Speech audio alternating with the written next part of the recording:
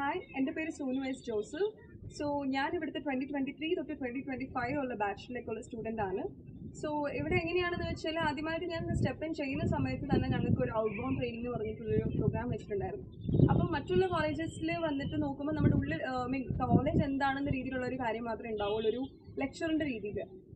So ഞാൻ എൻ്റെ കേൾവി പരിചയത്തിൽ ഞാൻ മനസ്സിലാക്കിയ കാര്യമാണത്. പക്ഷേ ഇവിടെ ഞങ്ങൾ ഒരു ഫസ്റ്റ് 3 days ഞങ്ങൾക്ക് ഒരു ഔട്ട്ബൗണ്ട് ട്രെയിനിങ് എന്ന് പറഞ്ഞിട്ടുള്ളൊരു കാര്യം ഞങ്ങൾക്ക് തന്നിട്ടുണ്ടായി.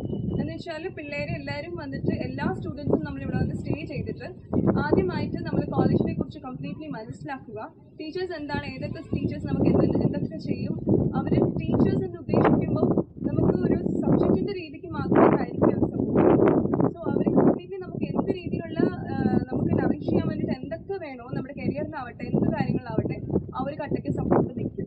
സോ രണ്ടാമത്തെ കാര്യം എന്ന് വെച്ചാൽ ആ ഔട്ട്ബൗണ്ട് ട്രെയിനിങ്ങിൽ നമുക്ക് എന്താ പറയുക, എൻഗേജ്മെൻറ്റ് ആക്ടിവിറ്റീസ് ഇഷ്ടംപോലെ ഉണ്ടായിരുന്നു. അപ്പം നമ്മൾ സെൽഫായിട്ട് നമ്മളെ തന്നെ നമ്മൾ ഏതിലാണ് വീക്ക് എന്ന രീതിക്ക് നമുക്ക് അനലൈസ് ചെയ്യാൻ പറ്റി. അതുമൂലം നമ്മൾ എന്താണ് ബിൽഡ് ചെയ്യേണ്ടതെന്നുള്ളത് നമുക്ക് മനസ്സിലാക്കി.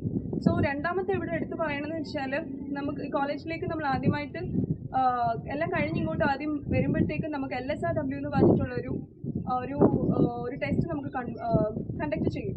സോ ആ ടെസ്റ്റ് എന്തെന്ന് വെച്ചാൽ ആദ്യമായിട്ട് നമുക്ക് listening, as for speaking, so writing and reading, ഇതാണ് സംഭവം. സോ അത് ഇവിടെ എങ്ങനെയാണെന്ന് വെച്ചാൽ ഇവർ ഇങ്ങനെ ഓരോരോ ബേസിസിൽ ഇവർ ടെസ്റ്റ് വെക്കും.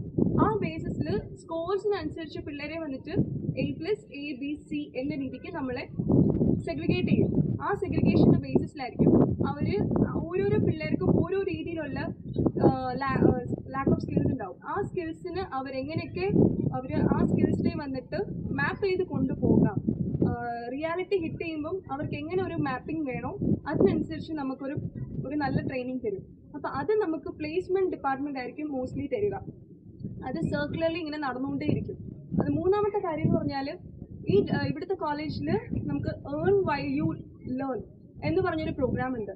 ആ പ്രോഗ്രാം എന്ന് പറയുമ്പം നമ്മൾ ആദ്യമായിട്ട് നമുക്കങ്ങനെ വലിയ ജോലി കാര്യങ്ങളോ അല്ലെങ്കിൽ പുറത്തുള്ള ലോകങ്ങളിൽ എങ്ങനെയായിരിക്കും നമ്മൾ സമ്പാദിക്കാനോ അല്ലെങ്കിൽ നമ്മളെങ്ങനെയാണ് നമ്മളെ കൊണ്ടുപോകണമെന്ന് നമുക്ക് ഒരു ഐഡിയ ഉണ്ടാവില്ല.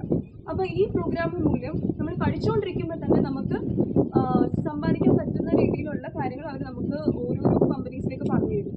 സോ നമ്മൾ ഇതെല്ലാം മൂലം നമുക്ക് ഒരു ചെറിയ എക്സ്പോഷേഴ്സ് കിട്ടും. ആൻഡ് ലാസ്റ്റായിട്ട് നമുക്ക് ഇതുമൂലം പ്ലേസ്മെൻറ്റ് ഡിപ്പാർട്ട്മെൻറ്റിനെയാണ് എനിക്ക് എടുത്ത് പറയുന്നത്. ബിക്കോസ് അവർ മൂലം ഞാൻ മഹീന്ദ്ര ഹോം ഫിനാൻസ് എന്ന് പറഞ്ഞിട്ടൊരു കമ്പനിയിൽ പ്ലേസ് ആയിട്ടുണ്ടായിരുന്നു. സോ അവിടുത്തെ എനിക്കൊരു ഓപ്പർച്യൂണിറ്റി വന്നിട്ടുണ്ട്. സോ അതുമൂലം ഞാൻ അടുത്ത എൻ്റെ കരിയർ ജേണിയിലേക്ക് പോവുകയാണ്. സോ HR ഇന്റേണായിട്ടാണ് എൻ്റെ കരിയർ സ്റ്റാർട്ട് ചെയ്യുന്നത്. സോ അതിൻ്റെ കംപ്ലീഷനിലാണ് ഞാനുള്ളത്. സോ അതുമൂലം ഞാൻ അടുത്ത കരിയർ ഡെവലപ്മെൻറ്റിലേക്ക് പോകും. സോ ഇതാണ് എന്നെക്കുറിച്ച് പറയുകയാണെങ്കിൽ എനിക്ക് ഈ കോളേജിൽ ഏറ്റവും ഒരു ബെസ്റ്റായിട്ട് ഫീൽ ചെയ്തിട്ടുള്ള കാര്യങ്ങൾ ഇതാണ്. Thank you.